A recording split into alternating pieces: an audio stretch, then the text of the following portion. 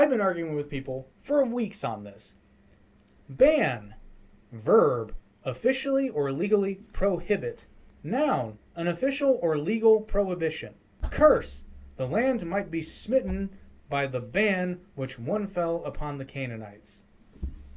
Those are the definitions of the word ban.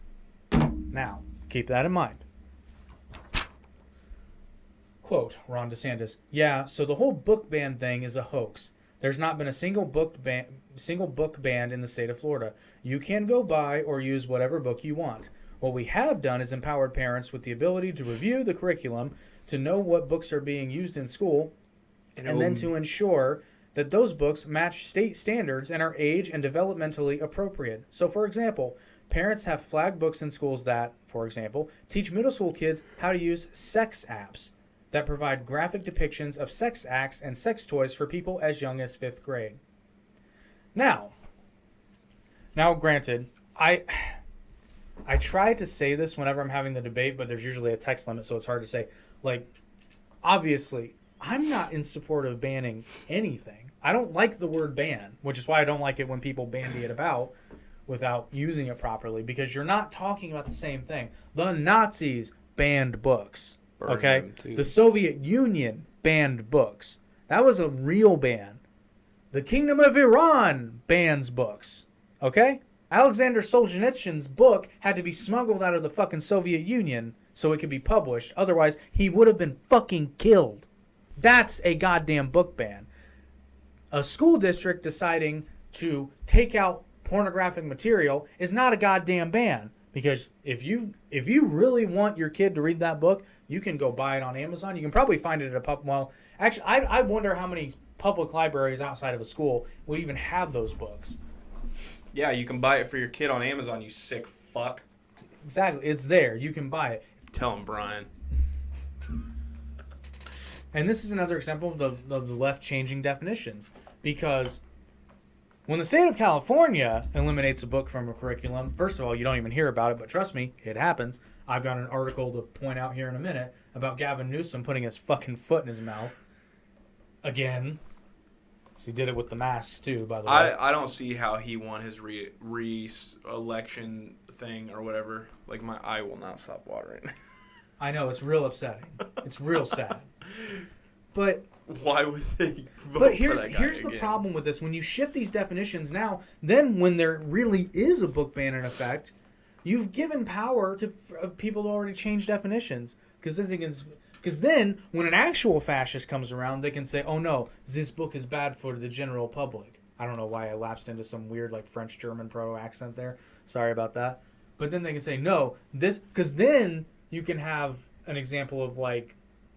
I feel like Iran would use this, like, this perverts the minds of youth. And then they ban the book. Now, again, you can't do that in the United States because we have the First Amendment. Thanks, founders, for that one. But you have given justification for changing definitions. That's why definitions are so important, because if you can't agree on what a word means, you can't debate anything. Because then it just becomes, well, I don't agree with that definition. And then you start arguing over semantics and nothing gets done. So you can have a problem...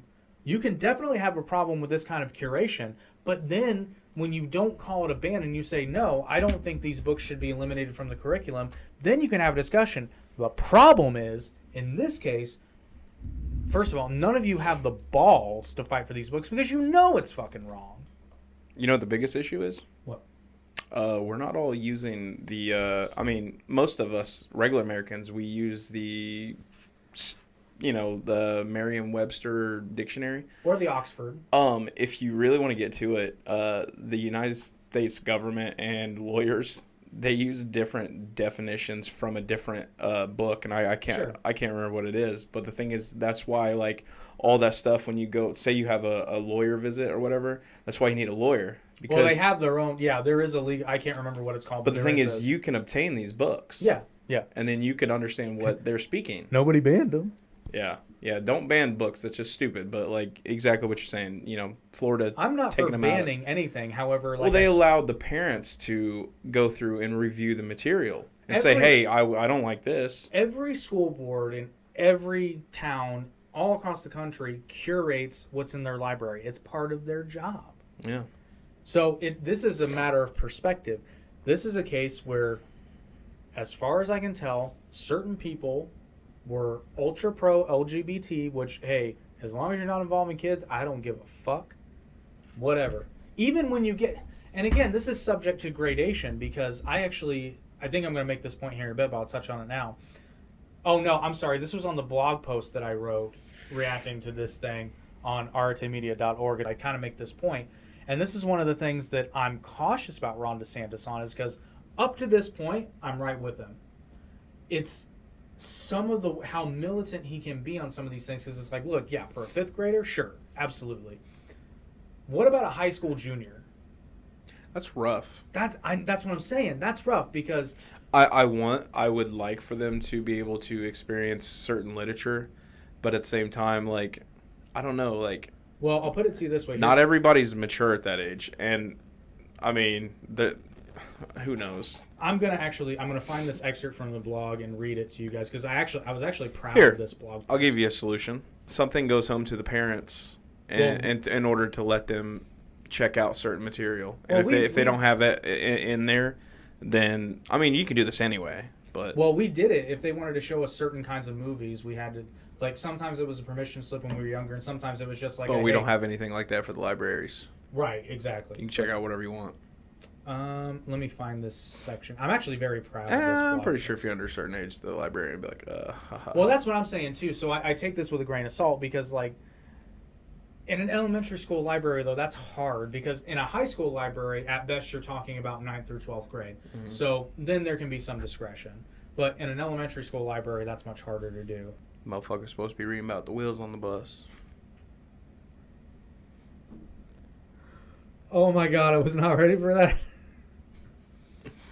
And the boxcar children, you remember them? Yes, I do.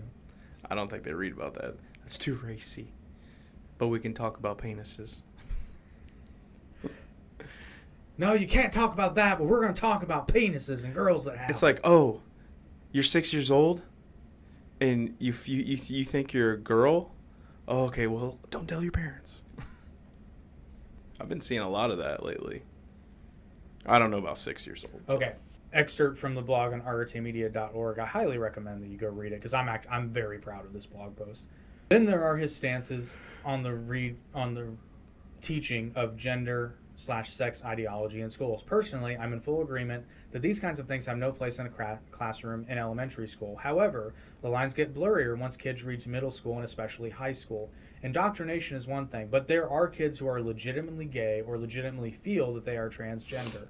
With these kinds of laws and rules, many teachers and administrators will likely feel too afraid to help these young adults who are truly in need of guidance and potentially resources. It's nice to think that all parents would love and accept their child no matter what, but sadly this is not the case.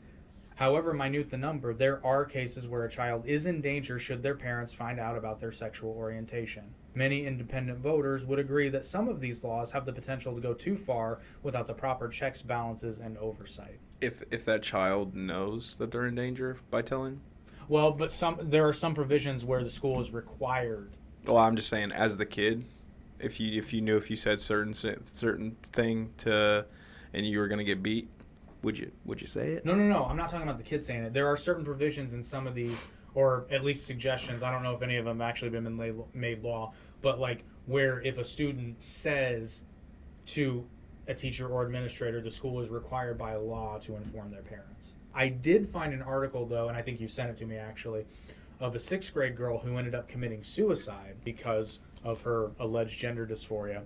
Now, her parents did not know, but apparently faculty members did and were encouraging her down this road. Oh, allegedly. I would sue the shit out of that school. They are. But let's take that example, but twist it a bit. I'm going to make it work for me. I'm going to pull a left. So let's say that this person did in fact believe that they were transgender. Like, in their mind, they actually believed this. But the faculty were too afraid to engage with it. I'm going down the wrong road. Now, let's say that law was in place where if this student talked to any member of the faculty, the school then had to tell her parents what happened.